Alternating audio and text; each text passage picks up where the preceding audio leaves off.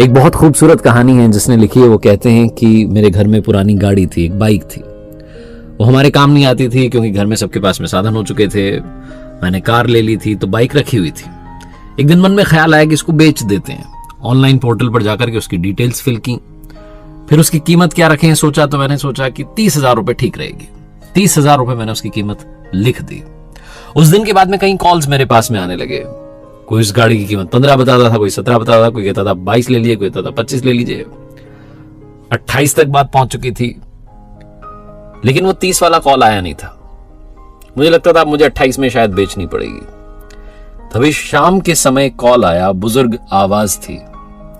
वो बुजुर्ग व्यक्ति कह रहे थे कि आपकी गाड़ी का विज्ञापन हमने देखा, बेटा बता रहा था इंजीनियरिंग कर रहा है, आखिरी साल है, कभी पैदल गया है कॉलेज में, कभी बस से गया है, कभी धक्के खाते हुए गया है, कभी किसी की बाइक पर बैठ के गया है, लेकिन मेरे दिल में इच्छा है कि आखिरी साल में तो कम से कम अपनी गाड़ी से जाए।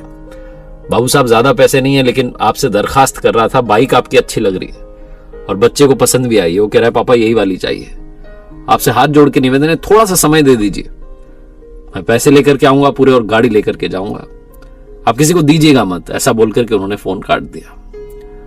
मैं सोचने लगा कि उन्होंने ये भी नहीं कहा कि 15 में दे दीजिए, 18 में दे दीजिए। उन्होंने कहा पूरे पैसे लेकर के आऊंगा, लेके जाऊंगा।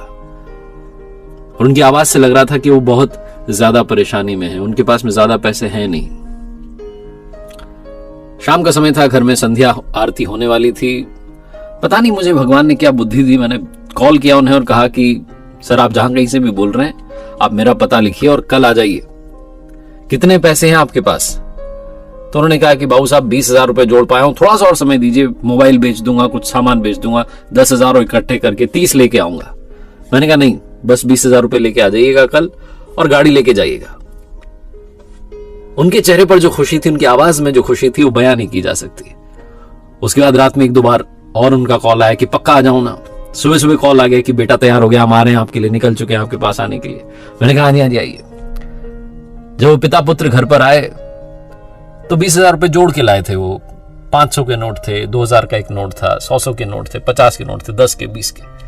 वो दिख रहा था कि बड़ी मेहनत से कमाए हुए हैं और जैसे तैसे जोड़ के इकट्ठे किए हैं। वो मुझसे कहने लगे आप गिन लीजिए। मैंने कहा नहीं आपने दे दिए, ठीक है। वो बाइक की दोनों चाबियां जब उस लड़के के हाथ में आई और पिता के चेहरे पर जो मुस्कान थी, मुझे लगा जैसे मैंने जीवन में सबसे बड़ी कमाई कर ली है। मैं अपनी गाड़ी को सस्ते में बेच रहा था, 10,000 रुपए कम में बेच रहा था, 28 का ऑफर होने के बाद भी 20 में दे रहा था, लेकिन मेरे चेहरे पर खुशी थी।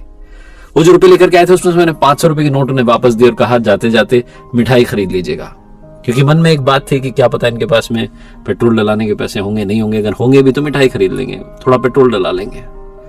वो पिता पुत्र मुझे बहुत सारे दुआएं दे करके, वो जो बुजुर्ग थे वो मुझे बहुत सारा आशीर्वाद दे करके वहां से गए। उस दिन ऐसा लगा जैसे जीवन की कमाई कर ली। छोटी सी कहानी ये सिखाती है कि अगर आप दूसरे के चेहरे पर अपनी तरफ से थोड़ी भी कोशिश करें और मुस्कान लाएं तो बात बन जाती है। एक बार फिर से वही बात जो अक्सर आपसे कहता हूं, ऊपर वाले के आशीर्वाद, अपनी मेहनत और अपनों के प्यार के साथ कर दिखाओ कुछ ऐसा कि दुनिया करना चाहे आपकी।